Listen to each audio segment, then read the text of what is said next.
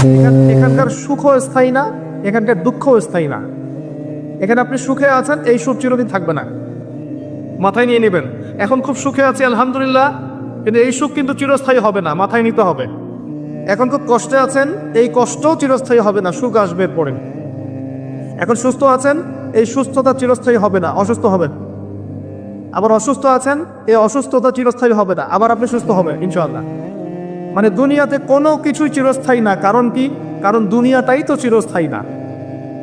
মানে এই দুনিয়াটাই তো চিরস্থায়ী না, এই কারণে দুনিয়া কোনো কিছুই কি না, চিরস্থায়ী না, সব টেম্পোরারি।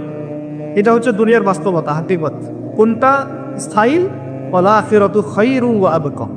আখিরাত হচ্ছে চিরস্থায়ী এবং উত্তম, এটা স্থায়ী। এখানে যে খারাপ আমল নিয়ে যাবে, অনন্তকাল ওই খারাপ আমলের ফল তাকে ভোগ করতে হবে।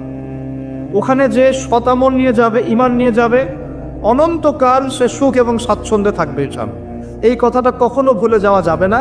দুনিয়া একটা ক্ষণস্থায়ী জায়গা, টেম্পোরারি জায়গা, এখানকার কোনো কিছুই স্থায়ী না। এক। দুই, এই দুনিয়ার জীবনটা জেলখানা। এটা কি? এটা আমার কথা না, নবী সাল্লাল্লাহু আলাইহি ওয়াসাল্লাম বলেছেন, আদ-দুনিয়া সিজনুল লিল মুমিন। দুনিয়া হচ্ছে মুমিনদের জন্য কারাগার। কারাগার চেনেন? জেলখানা চেনেন? জেলখানার ভিতরে যখন আসামিদেরকে ঢোকানো হয়, জেলখানার ভিতরে যখন আসামিদেরকে ঢোকানো হয়, তখন কি তাদের ইচ্ছার কোনো স্বাধীনতা থাকে? সে কি চাইলেই বের হতে পারবে? ওখানে বসে যা ইচ্ছা তাই করতে পারবে? পারবে না। আল্লাহর নবী বলছেন, এই দুনিয়ার জীবনটা তোমাদের সবার জন্য হচ্ছে জেলখানা। আমরা মানে মুমিনদের জন্য।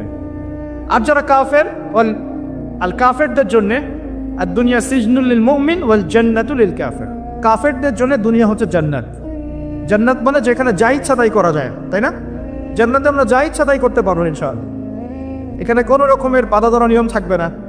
সবাই আমরা আল্লাহর দিদার লাভ করবো ইনশাআল্লাহ, আল্লাহর নিয়ামত ভোগ করবো। আপনি যা চান তাই দিবে, দেওয়া হবে ইনশাআল্লাহ। এই হলো জান্নাত।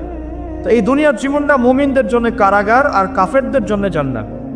তাহলে বুঝলাম দুনিয়া ক্ষণস্থায়ী, এটা স্থায়ী না।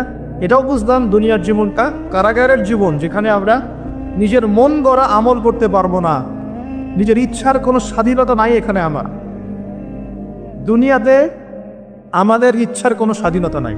আল্লাহ পাকের ইচ্ছার অধীনে আমরা পরাধীন।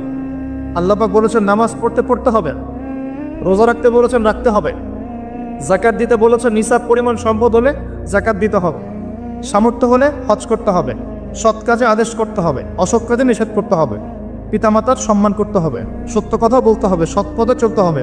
এগুলো আল্লাহ পাক বলেছেন করতেই হবে। আল্লাহ বলেছেন এখানে শিরিক করতে পারবে না, বেদাতি আমল করতে পারবে না, এখানে হারাম খেতে পারবে